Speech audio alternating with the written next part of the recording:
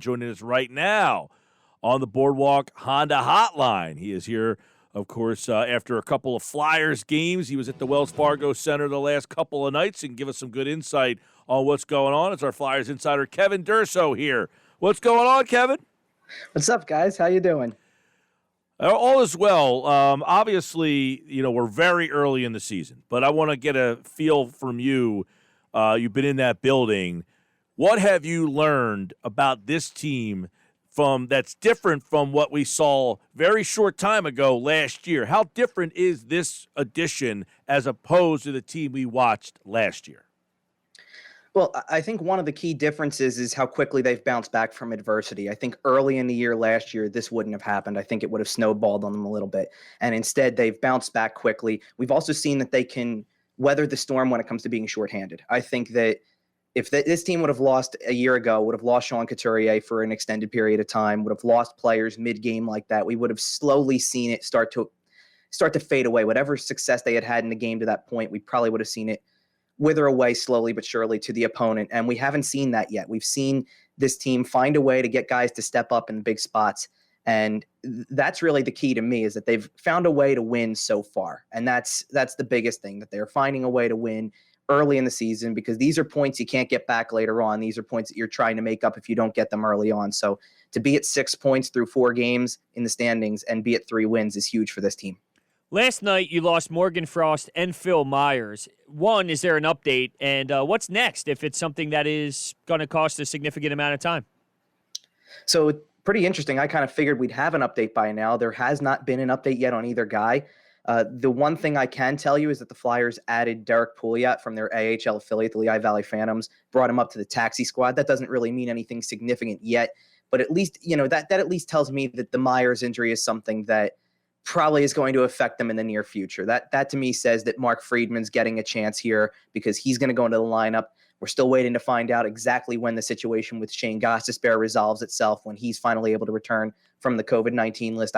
As of last check, within the last half hour, I haven't seen a new list for today. I still only see yesterday's list of players who are on that list. So he's still there at the moment. He might be cleared later today. Who knows? But still, then he would probably have to, because you can't skate during that time. So he would need some time to get back into a rhythm as well. So I would expect if Myers can't go, Friedman's the guy who's in for the Flyers on Thursday. And then, in terms of Morgan Frost's situation, again, nothing really needed at the moment because they have a lot of forwards on the taxi squad. They've got Connor Bunnaman up as the 13th forward for right now, so he'll probably be the direct replacement there. And we'll see where that goes as well. But for right now, no update in terms of timeline for either of those players. And quite frankly, I find that concerning because if it was something pretty simple, I think you'd know it by now. Right, and then, Frost, he's up here because of an injury. So they had to finish that game last night a little bit short-handed, but he's going under an MRI from that game. Who replaces him? What do the lines look like? What's the domino effect of losing Frost? Oh, I think the replacement for Frost in the lineup is Bunnaman. I think that the lines could be shuffled in a different way. I would expect if Bunnaman's in, that Scott Lawton's getting a promotion somewhere in there. That he won't be the 4th line center anymore. He'll play on one of the top 3 lines, and then Bunnaman will take the place on the 4th line with Michael Raffl and Nick Aube-Kubel, or maybe there's another switch among those guys as well. Who knows? But for right now, while we wait for this update, while we wait to see what exactly the terms of the injury are and how long it's going to affect this team, it's all speculation at the moment. But at least for ahead of tomorrow, I would say that Friedman and Bunnaman are the 2 guys who come in if needed. What can you say about Moose last night? A 40-save shutout. Jokingly, just to poke fun at the Eagles out of pain. Goalie controversy? Come on. What? No, there's no goalie controversy here. I wouldn't say that. I will say that Brian Elliott gave you a dominant start. He was in control from the drop of the puck, and he was outstanding. I think back to, really, you can kind of get a feel for this early on in a game when a goalie has it. The 5-on-3, he makes a big save on Taylor Hall from the slot. That was a huge stop. He got some help on that 5-on-3 too, because Ivan Provorov blocked a shot with from my vantage point, a wide open net and saved a goal. And then later in the first period, Jeff Skinner's got 2 shots right from the side of the net, lots of open space. Looks like he's probably going to get a sure goal, and Brian Elliott's there to make both saves. That to me signaled what kind of night we were in for. And really, throughout that third period, you needed him to be on top of his game, continuing that, because really, you just got the sense that if the Flyers scored one more during that third period, up 1-0, that was it. The game was going to be over from that point. And they found a way to get that goal with just under 7 minutes left. And from that point, it was game over. The only question was whether or not Elliott was going to finish off that shutout, and sure enough, he did. Yep, and Flyers win. They split that series with Buffalo. How about Konecny and what you're seeing from him and growth in his game? I mean, I think he leads the league in scoring, or he's tied. But this team is never really my God, I can't remember the last time they had a quote-unquote sniper on their team. And I'm not saying he's one, but what's the evolution of his game that we're seeing here? I mean, is he a guy, I don't know, is he a 25, 30, 40 goal scorer? I think you can safely say 30 because he's gotten to 24 in each of the last 3 seasons. And if not for the pause, if not for the shutdown, he would have reached 30 last year. I don't have a doubt in my mind that he would have done that. He might have the potential to go higher than that. It's going to be really tough to see in a shortened schedule, but he's picking up where he left off a year ago. And I think that one of the big things for him is this is putting all of that talk during the offseason about how he couldn't get a goal in the playoffs. It's putting it to bed at this point. He's found a way to come right back and score. And I think about when he scores that goal last night, when you see a guy cutting in on a breakaway, it's a scoreless game. There have been times in years past where the Flyers finally get that opportunity, get that breakaway or odd man situation, and somebody's on the rush that's not the most offensively skilled player. When you look up and you see Travis Konecny's a guy who's going to come in with the puck and you know what he can do from a scoring angle, you have a lot more confidence that he's going to finish it off. And he made a great move. He froze the goalie, got him down, opened him up, slipped it through the 5-hole, perfect goal on a breakaway, and came at a good time too because there was 2:09 left in the second period. It changed the game at that point because now the Flyers had a lead. They were able to build off of that, continue to play from in front, and I think that changes the dynamic of a game whenever you can get that first one and play from in front. Yeah, real quick before I get to my next question, did you think Nolan Patrick should have been called for a trip prior to that play happening? You know what? I'm going to tell you no, and I'll tell you why, because I watched Jake Voracek take a tripping penalty in the second period of that game. It happened pretty much right in front of me, and it was an obvious call. The sticks in the skates, it's an obvious call. But somewhere maybe 2-3 minutes after that, I watched Claude Giroux get grabbed and held 3 or 4 times, and there was no call. And the officials were really letting some things go last night, so it was not a surprise to me that the play carried on. I think, if nothing else, I was surprised at how the play kind of played out in slow motion because you just saw the puck go to that open area. You could tell it was going to slow down for him, and he's going to catch up, And like I said, that's the type of guy you want to see get that opportunity, get that breakaway. And it was a good play all around because Patrick, after getting control of the puck, got the puck to Lindblom along the wall. Good lead pass with a lot of space in front of him. Lindblom's a very aware player, so he knows who's on the ice with him. He knows the abilities that they have, and if he finds the open space, go ahead and take advantage. So good all-around play, and that's what proved to be the difference in the game. How big was killing that early 5-on-3? Who knows what could have happened if Buffalo, just coming off of that 6-1 win, finds a way to put one in the net, and now you're playing from behind. Yeah, I thought that they, when they got called for the first penalty of that it kind of had a here we go again feel because that was an area that Buffalo really exposed you the night before. That trio of Hall, Eichel, and Reinhart had such a good game on Monday, and you were going to give them a really early opportunity to do the same thing again. And then you take another penalty, and you're looking at 59 seconds of 5-on-3 time. Now there's all sorts of open space. It means that if anybody finds some open space like that, which there's going to be space available, if anybody finds space really close to the net, it's almost a guaranteed goal from those angles. And they didn't really get much scoring chances there. I think that they had that one that Hall had from the slot, but other than that, I think they were just held to the outside for most of it. The Flyers got through the first 59 seconds of it, got a man back, and then killed off the rest of it.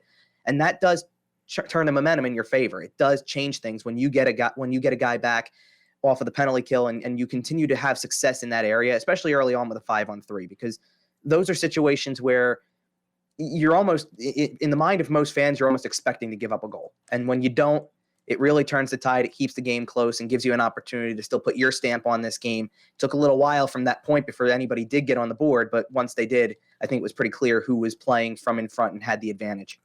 What have you seen from Carter Hart these first couple of games? I mean, obviously he got pulled the one night, looked like he just didn't have it, but we had somebody who texted in, he hasn't looked the same, or I thought the first couple games, he hasn't been brilliant or spectacular or anything to that matter, but what are you seeing from Carter?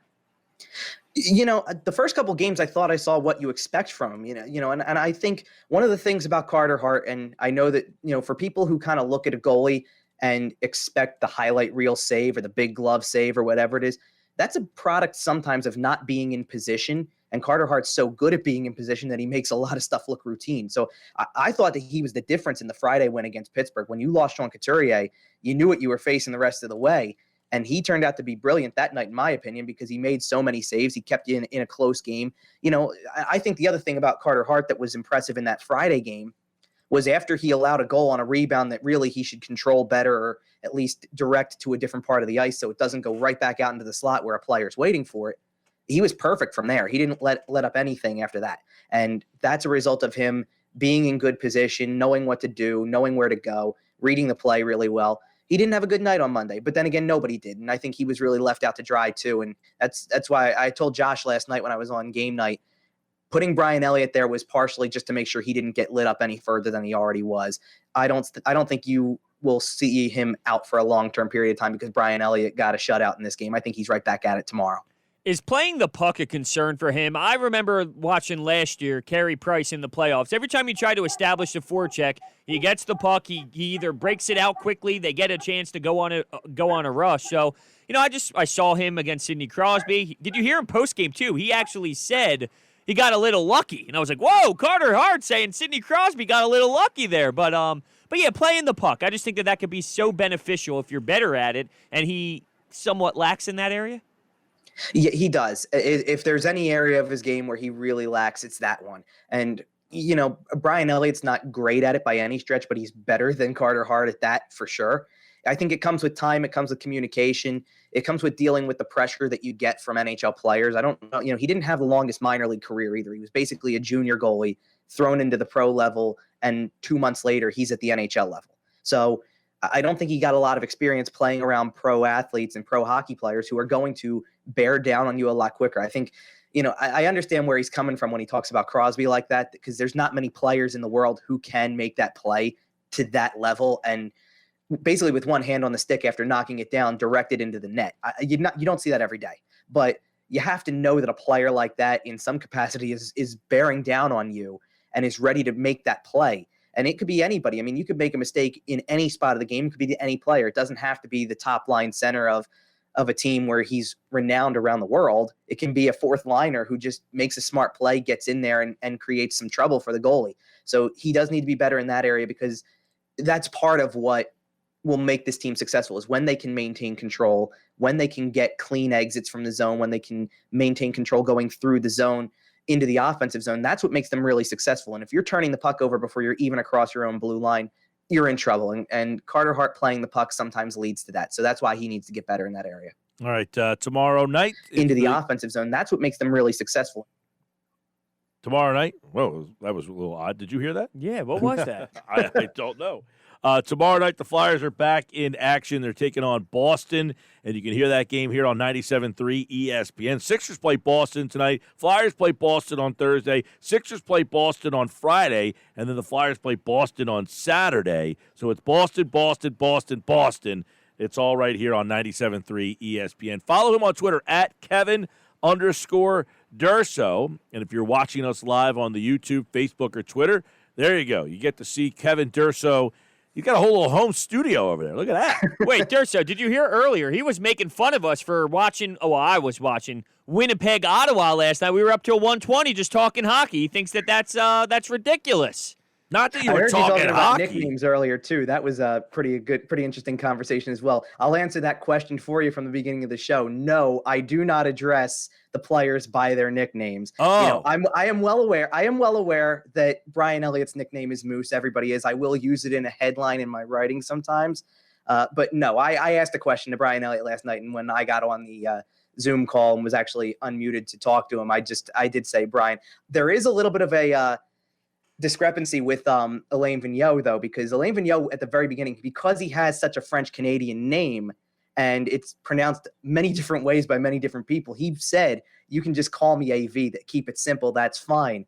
But, not many of us, I don't like it anyway. I don't choose to do it that way. I still call him Alain. I still call everybody else the same thing. There's players where you shorten the name a little bit, like James Van Riemsdyk. A lot of people, it's easier just to say JVR when you're referring to him. I'd still call him James, but he's got other nicknames besides the JVR thing too. There's some guys who call him Reamer, and believe it or not, Kevin Hayes calls him Green Goblin because he has a green mouth guard and uses green tape on the shaft of his stick. I got that one in there for you, bro. It's talking stick tape. There it is, baby. You mentioned that last night in our texting, so I got that in there for you. Yes. But yeah, like that's the dynamic of that. I personally don't address anybody by anything but their first name. But Now, sure, when you're just talking in general, nicknames is okay. So when you guys do the post-game pressers, are you at the tables in the rink? Kind of. Like, I choose to stay at the table in the rink. There's a couple people that may go out to. They have a dining area set up that's behind, back on the concourse. So some people take their stuff and go back there to get into a little bit of a quieter space.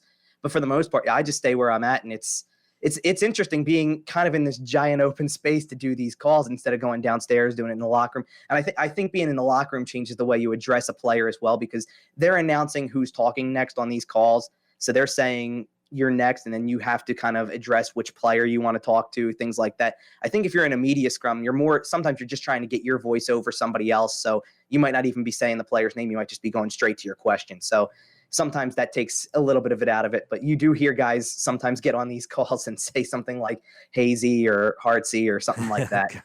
There you go. You don't like it. Now, I'm anti. But with all due respect, because I'm sure the people who do it are, respected journalists and all, but I just couldn't do it. I don't think I could do it. Now, do you go suit?